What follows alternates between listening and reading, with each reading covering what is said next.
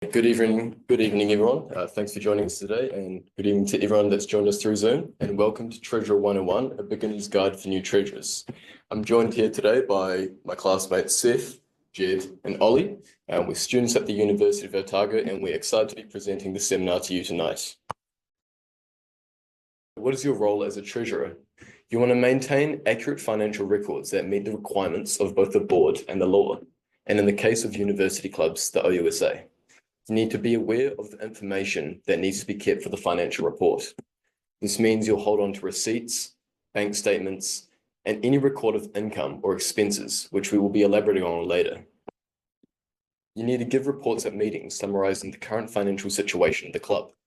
And don't worry, this doesn't mean reading the financial statements line by line.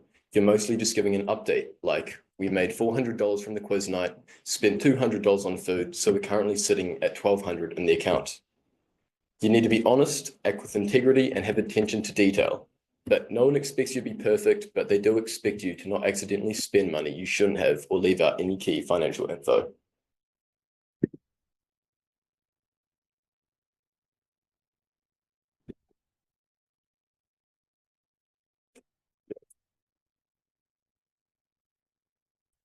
Sorry. So, what are your responsibilities?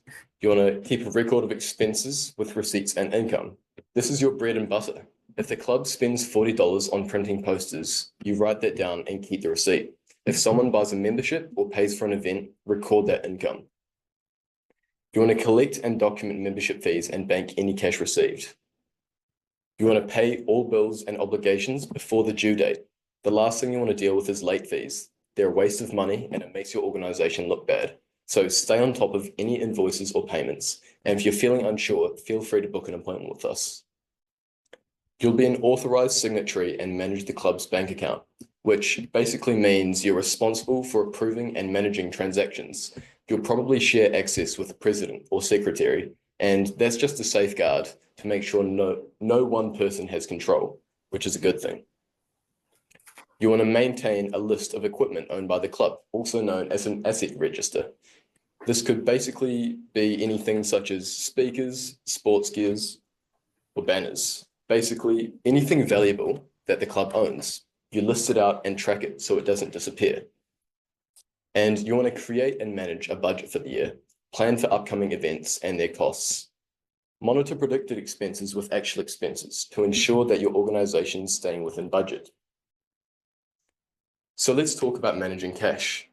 Cash has a high risk of fraudulent activity, which could negatively affect your club. To mitigate this, you need to have good internal controls.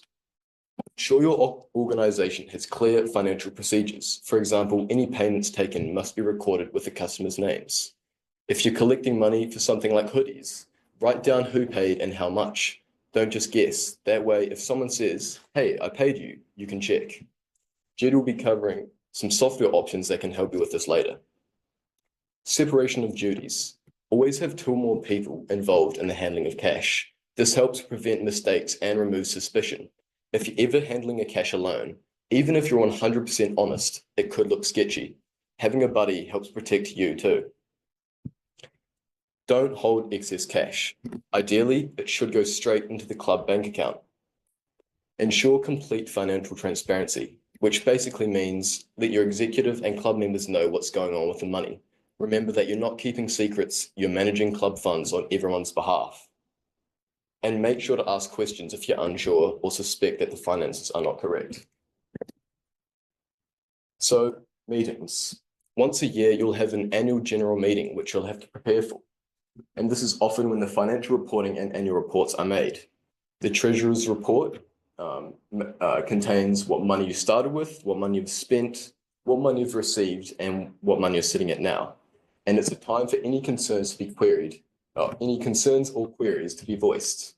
And you discuss things such as new ideas, problems, opinions, and opportunities for future fundraising.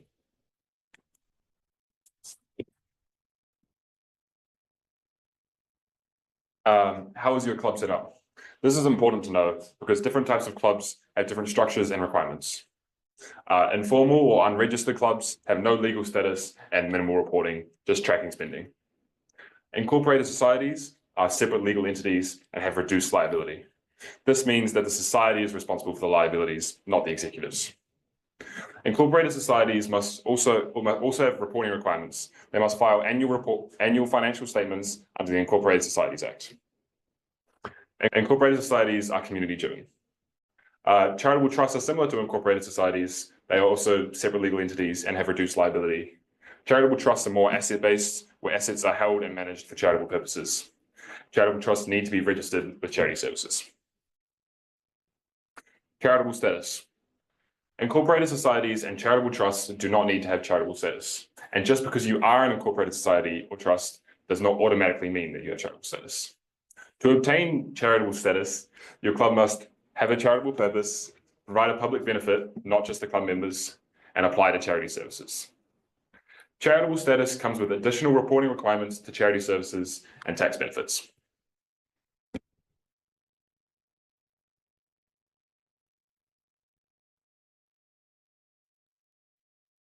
So proper standards for societies and charities only came about 10 years ago, and financial records used to be kept on the backs of envelopes.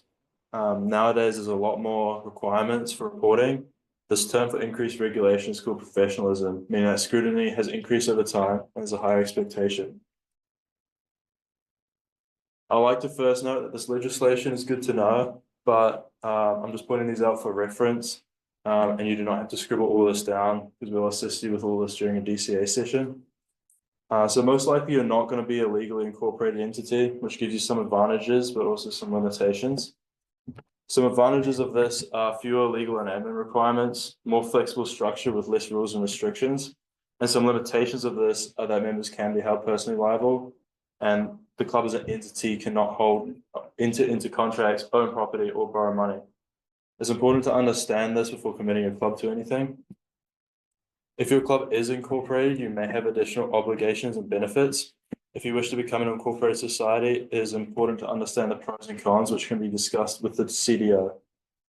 There was a recent change to the Incorporated Society Act, which brought some key differences. The main one being that you're only exempt from using the External Reporting Board standards if your total operating payments are less than $50,000 in each of the previous 2 years, and you're not registered as a charity. So clubs with reporting responsibilities, which may not be you, follow the External Reporting Board standards. If you're unsure whether you have responsibilities, you can book a session with us or talk to your CDO. If your club earns under $140,000 annually, you're in Tier 4. Tier 4 uses cash accounting. It's simple and straightforward, tracking money when it comes in and goes out. These reports communicate your financial accountability to stakeholders, which could be your members, the OSA, and the public. The objective of this standard, the Tier 4 one, is to help organizations such as registered charities with an annual operating spend of less than $140,000 a year communicate the performance and accountability to their stakeholders in a simple and clear way. The Tier 4 reporting standards book itself isn't very big. We've laid it out next to you. You can have a look if you want. So it's not as scary as it seems, but if you have any concerns or questions about this, please feel free to book a session with the DCA and we can take you through it. Your reports could include financial and non-financial information as well.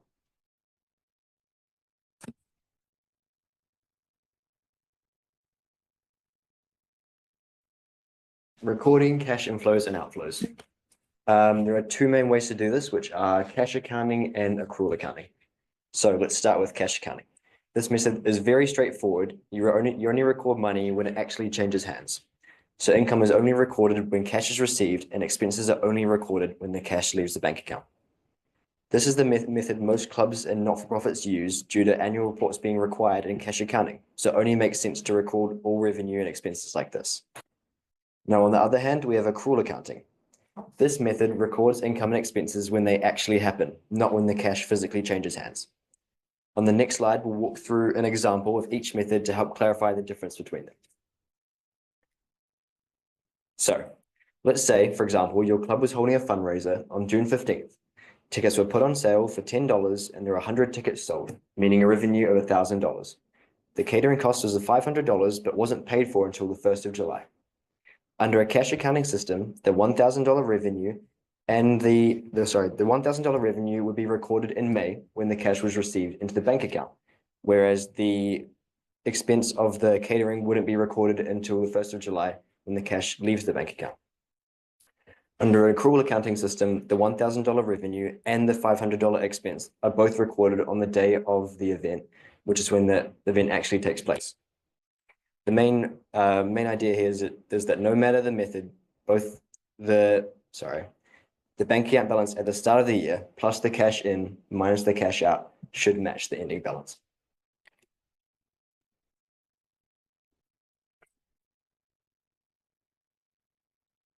Let's look at the reporting standards for Tier 4 nonprofits. If your organization spends less than $140,000 a year, which would be most of you here today and listening on the Zoom, you fall under Tier 4 reporting. That means your main reporting responsibility is preparing an annual performance report. This includes a statement of receipts and payments, a statement of resources and commitments, a service performance report, and some extra notes, including any transactions with people closely connected to your group. You need to submit this report along with your annual return to Charity Services within 6 months of your financial year end. So if your year ends on the 31st of March, your report is due by the 30th of September. Beyond reporting, your role is to keep things running smoothly. You'll manage the budget, track spending, and help your committee understand the financial picture. Be clear and accurate, and don't be afraid to ask questions. Regular updates at board or committee meetings really help. And for the university club treasurers, when it comes to reaffiliation, the OUSA requires all clubs to hold their annual general meeting before mid-November each year to ensure accurate transition of club leadership. Reaffiliation is necessary every year and allows for a smooth handover to the new executive team.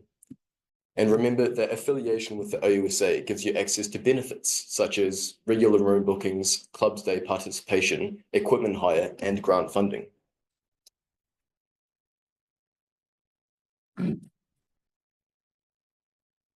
Software. As a treasurer, you are obligated to keep track of and report your club's finances. This is most easily done through online software. There are 3 main accounting softwares that you can use: Excel, Xero, and MYOB. Excel. The pros of Excel is that it's free, easy to use, and fully customizable to your requirements. However, the cons are that it's manual entry, which means you need to manually put in every field and number. This creates a higher risk of errors, as in Excel, there's typically a mistake every 100 lines. So if there are a lot of items to keep track of, it becomes easy to make mistakes. For the same reason, it is harder to scale. Because of this, Excel is best for small clubs with simple cash flows, but may get too complicated for larger clubs. If you need help with templates, there are great templates available online from the IRD and Charities website. Otherwise, we are happy to help here at DCA. Xero. Xero has strong features and user interface. Strong features include bank integration, payroll, invoicing, customizable reporting, and automation opportunities. The other pros are that they have a 30-day free trial, so you can test if it's good for you, and a 25% discount for registered not-for-profits. However, the biggest con is the cost, with the most basic plan from $35 a month. While this may seem expensive, the alternatives are time and understandability. And the trade-off for whether you want to take that cost or not depends on where your club stands. Xero also has a slightly steeper learning curve, but once you learn, it becomes very easy. Xero is best for medium or larger clubs with more complex financing and may be overkill with smaller clubs. It is definitely worth it if you can afford it, and it can heavily help streamline the accounting process. MYOB is similar to Xero in terms of accounting software and features. Has good core features for such as payroll and invoicing. The pros are you can use it offline and it's discounted to $30.60 for your first year. Cons are pretty much the same, from $34 a month and steeper learning curve. MYOB is best for medium-sized clubs with straightforward finances and a limited budget. This here is an example report. I'm not sure how well you guys can see. Up the top there's operating receipts and payments. And down the bottom here, there's inflow and cash flow of assets. Your system needs to record all receipts and payments of the club, with each line explaining what kind of income or expense it was. From there, you can easily create a yearly summary for the AGM. Examples of receipts include donations, subscriptions from members, and receipts from providing goods or services. And examples of payments are payments related to fundraising, volunteer and employee-related payments, and operating expenses. As mentioned, Excel can do this simply, but if there are a lot of transactions within a month, then Xero or MYOB might be a better alternative.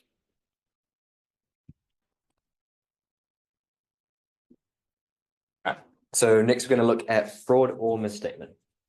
Fraudulent activity and misstatements can have very serious consequences for clubs and societies, which is why it is important that action is taken to mitigate these mistakes or to put measures in place to prevent them in the first place.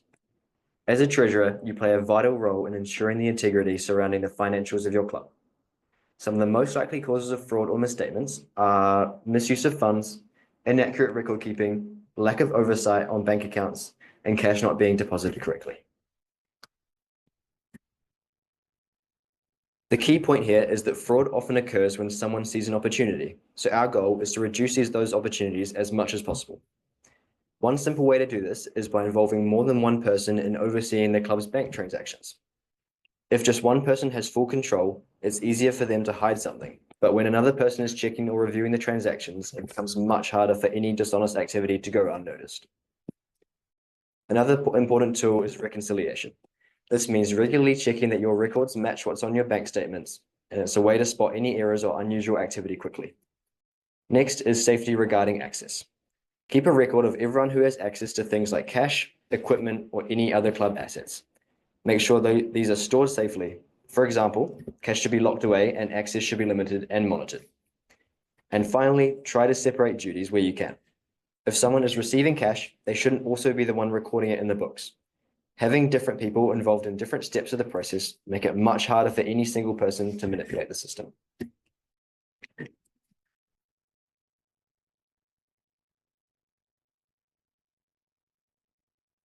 All right, so moving on to tax. The tax side of things can be a bit complicated and confusing. So I'd highly suggest booking a session with us if you're confused or unsure, so we can address your concerns case by case. You can also contact the IRD with any tax-related questions you may have. At DCA, we go through all of this with you and make sure everything is correct. So this section is more of an overview for your understanding. You don't need to really stress about the details. So there are three types of tax. Income tax, this is the tax your club pays on your income, unless you're exempt from this. Pay tax, this is the tax you pay for your employees on their behalf. And GST tax, which is a tax added to the price of goods and services. Regardless of your club's legal status, you may be subject to tax through IRD on your club's income. The amount you pay depends on factors like whether you're incorporated or non-incorporated, your money turnover, and the type of income you received. IRD has requirements that you should follow whether you are incorporated or not, and some relevant ones are listed here, such as maintaining a record for a period of 7 years, keeping your records in English, and providing a tax return when requested. So pay tax, pay as you earn. When paying your volunteers or employees, there are a few scenarios that you may have to deduct tax before paying them.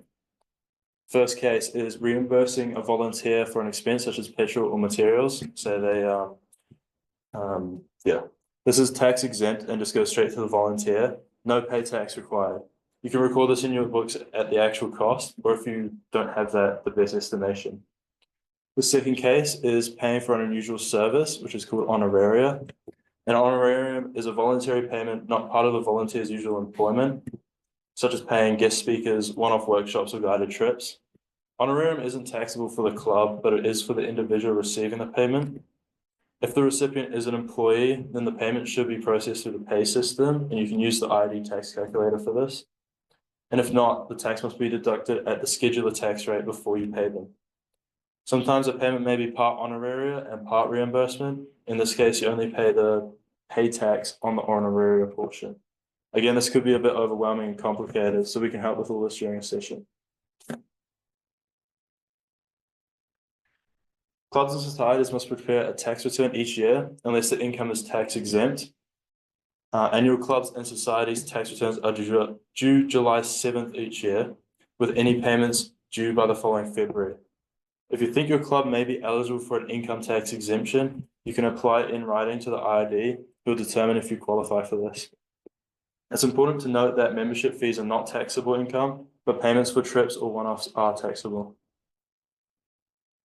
So most clubs and societies can get $1,000 tax deduction because of their status as a not-for-profit. If your surplus after expenses is less than $1,000, you do not need to file a tax return for this. If it is more than $1,000, then you file an income return and pay tax on the amount that's over $1,000.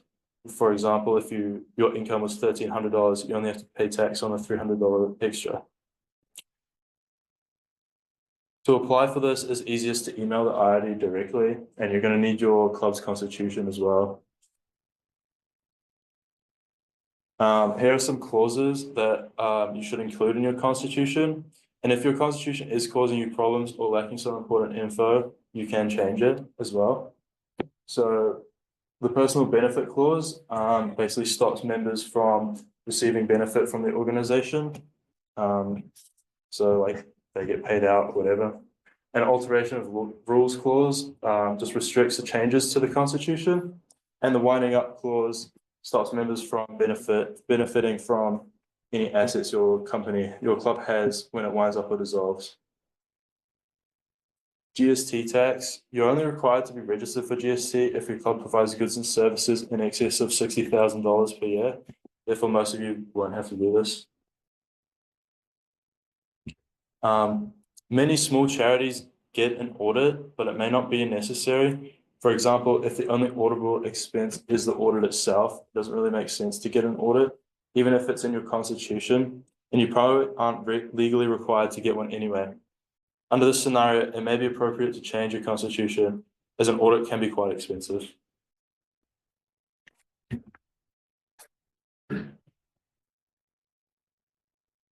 Now, as we near the end of this seminar, I'd like to go over the key things we've covered. So you want to be aware of the New Zealand legal framework that you're operating under. You want to become familiar with the tax obligations if and when paying people. You want to get to know the key accounting concepts which you operate on. So that's basically cash accounting or accrual accounting. Ensure you understand the reporting responsibilities. You want to check you have the adequate controls and policies to protect you and others. Review your accounting software to make sure it's fit for purpose and your organization. You want to be honest, transparent, and pay attention to details. And most importantly, you want to enjoy adding value to your charity by being a treasurer. Now, as the seminar has been quite information dense, we suggest you book a session with us if you are feeling unsure of anything or want some advice. You can either call, email, or book an appointment on the DCA website. The contacts are provided on screen. Our appointments are Mondays from 5 to 7 p.m. and we help with general accounting queries, upskilling, use of accounting software, and we specialize in Tier 4 legislation, which will be most of you guys. Our sessions are held in the Dunedin Community House, just outside the Octagon, at 301 Moray Place. 43 Princess Street. Okay, which are facilitated by the University of Otago accountancy students under the supervision of a chartered accountant. And yeah, that about wraps it up. Let us know if you have any questions.